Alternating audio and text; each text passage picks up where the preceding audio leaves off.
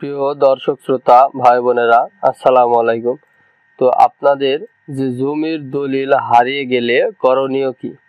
যদি কখনো আপনার জমির দলিল হারিয়ে গেলে দুইটি উপায়ে উঠাতে পারবেন। তো দুইটি উপায় আমি আপনাদেরকে দেখাবো। তো আপনারা অবশ্যই ভিডিওটি ধৈর্য সহকারে দেখবেন এবং আমার চ্যানেলটি অবশ্যই সাবস্ক্রাইব করে পাশে থাকা বেল বাটনটা অন করে রাখবেন।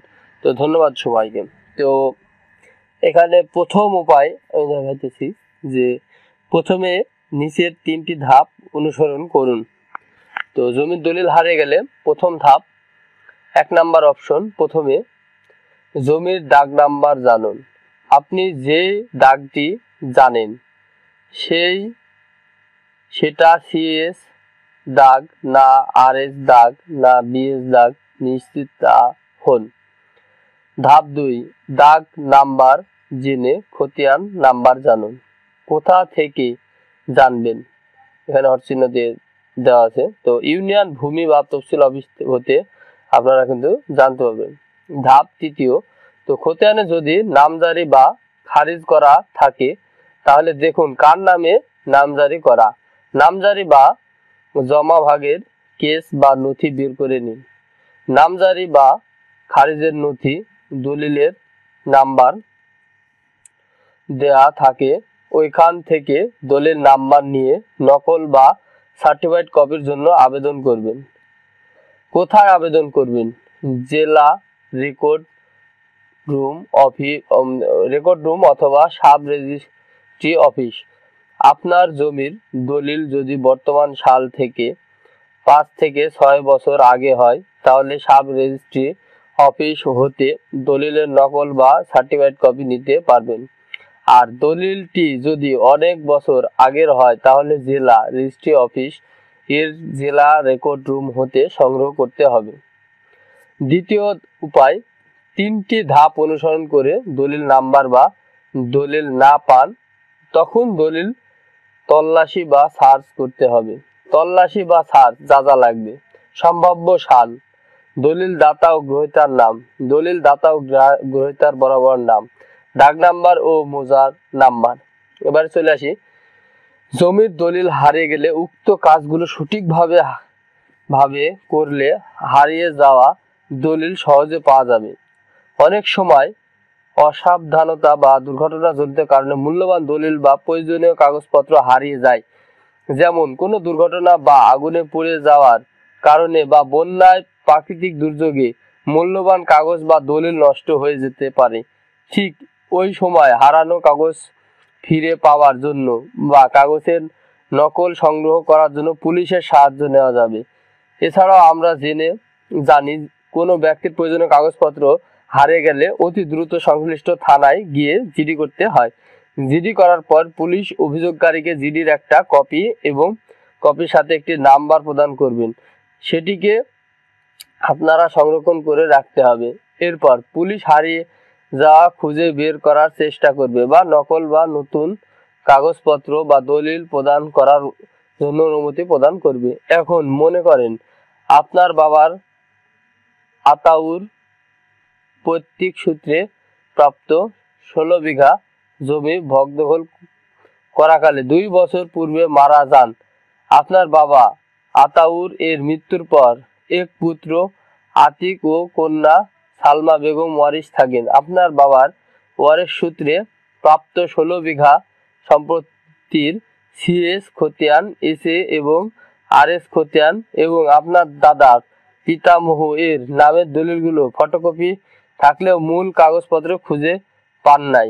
মূল কপি কি প্রকার সংগ্রহ করবেন সে বিষয়টা তুলে ধরা হলো।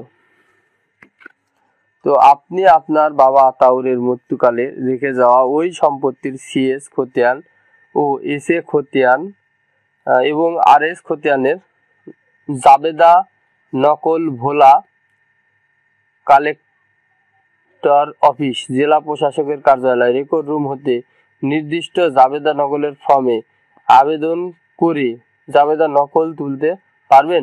এছাড়া আপনার দাদা পিতামহ এর নামেও দলিল ভোলা জেলা রেজিস্ট্রার অফিস হতে জাবেদা নকল তুলতে পারবেন। আপনি দলিলের ফটোকপি দেখে দলিল নাম্বার অনুসরণ জাবেদা নকলের জন্য আবেদন করতে পারবেন।